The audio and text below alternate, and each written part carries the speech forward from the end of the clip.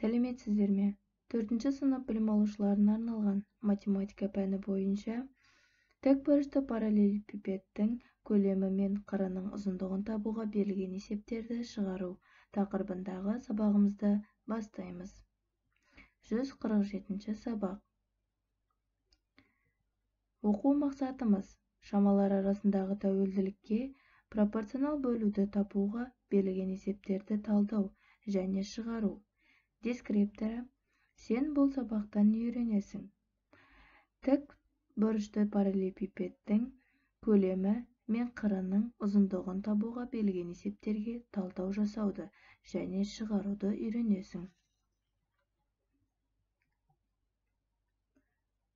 Оқулығымыздың 65-ші бетіндегі бірінші тапсырмаға назар аударыңдар. Көлемнің өлшем бірліктерін анықтап, сонда жасанды жер серігін қандай елдер алғашқы болып ұшырғанын білесіңдер. Көлем өлшем бірліктерін қалай белгілейтініңді есіңе түсір. Олар 1 метр куб, 1 сантиметр куб, 1 дециметр куб. Мінекей, біз жасанды жер серігін алғаш болып КСР және Ресей, Ұлыбритания, ақш елдері ұшырғанын білдік. Ендеше мына суреттерге назар аударыңдар. Бізді қоршаған заттар тік бұрышты параллелепипедке ұқсайды.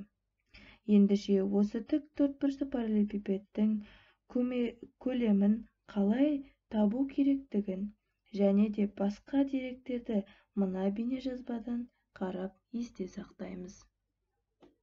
Бұрышты параллелепипед бәрімізге белгілі фигура. Өйткені бізді қоршаған заттардың көбі осындай пішінде кездеседі. Тік бұрышты параллелепипедтің пішініне ұқсайтын 3 затты атайық. Дұрыс, бұл кітап, қорап, тоңазытқыш. Біз көріп отырған заттар тік бұрышты параллелепипедке мысал бола алады. Тік бұрышты параллелепипед дегеніміз не?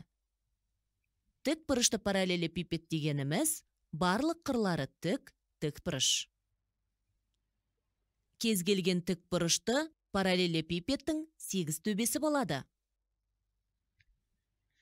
Параллелепипедті латын әріптерінен бас әріпімен белгілейді.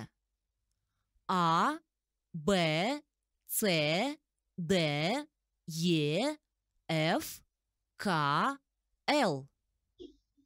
Төбелері параллелепипедтің төбелерімен сәйкес келетін 6 тік бұрышты параллелепипедтің жақтары деп атайды. Алдыңғы жағы және артқы жағы, жоғарғы жағы және төменгі жағы, сол жағы және оң жағы. Оларға тура емес бұрыштан қарағандықтан суретте олар тік төртбұрыш сияқты көрінбейді. Тағы оның кесінділері болады. АБ, БФ, ЕЛ. Тағы басқалары тік бұрышты параллелепипедтің қабырғалары болып табылады.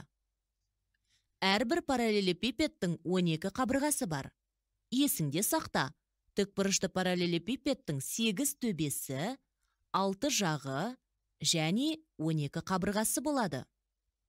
Сонымен қатар, тік бұрышты параллелепипедте бір төбеден тарайтын 3 қабырғасы бар. Олар ұзындығы, ені және биіктігін білдіреді. А. Ұзындық, Б. Ені, С. Биіктік.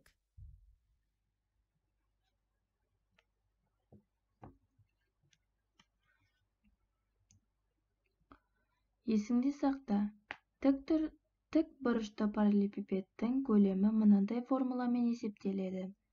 В тең А көбейтілген Б көбейтілген С. Мұндағы А ұзындығы, Б ені, С биіктігі. Ендеше мына тік бұрышты параллелепипедтің көлемін табайық. Ұзындығы 7 см, ені 3 см, биіктігі 3 см. Демек, барлығын көбейтіп шығамыз. Сонда параллелепипедтің көлемі 63 см кубқа тең.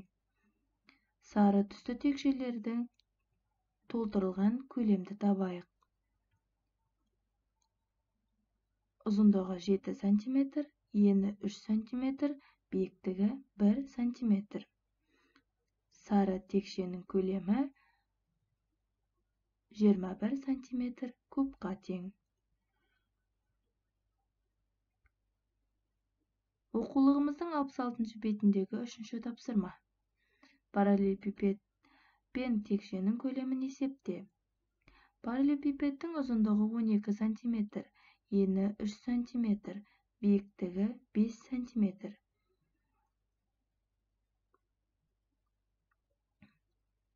Көлемін мына формуламен есептейміз. 7 см көбейтілген 3 см көбейтілген 5 см. 7 мен 3-тің көбейтіндісінің мәні 21-ге тең. 21 мен 5-тің көбейтіндісінің мәні 105-ге тең. Демек, параллелепипедтің көлемі 105 см кубқа тең. Ендеше текшенікін табайық. Текшенің биіктігі, ұзындығы, ені 2 см-ге тең.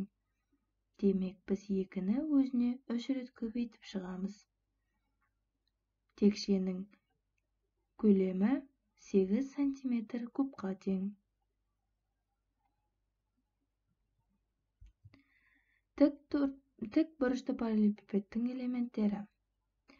Олардың 8 төбесі, 6 жағы, 12 қыры болады. 4-ші А тапсырмасы оқулықтың 66-ші бетіндегі. Суретті қарап тапсырманы орында. Параллелепипедтің барлық көрінбейтін қырларын ата делінген. Бізге көрінбейтін қырларын мына жолақты сызықтардан байқауға болады. Олар АД, ДС және ДЛ. Бұлар бізге көрінбейтін қырлары. Қырларының ұзындығы АБ 3 см-ге тең, БС 6 см-ге тең, БН 4 см-ге тең екені белгілі. Ендеше МЛ, ЛК, СК қырларының ұзындықтарын ата. Барлық қабырғалары тік болғандықтан, бір-біріне қарама-қарсы орналасқан қабырғаларының ұзындығы, ені, биіктігі бірдей болады. Демек, АБ тең ЛК-ға, БС тең МК Л-ға, БН тең СК-ға. Демек, ЛК 3 см, МЛ 6 см, СК 4 см-ге тең болады. Ендеше, үй тапсырмасы. Оқулығымыздың 68-ші бетіндегі 10-ші есеп. Кесте бойынша есеп құрастыр және шығар.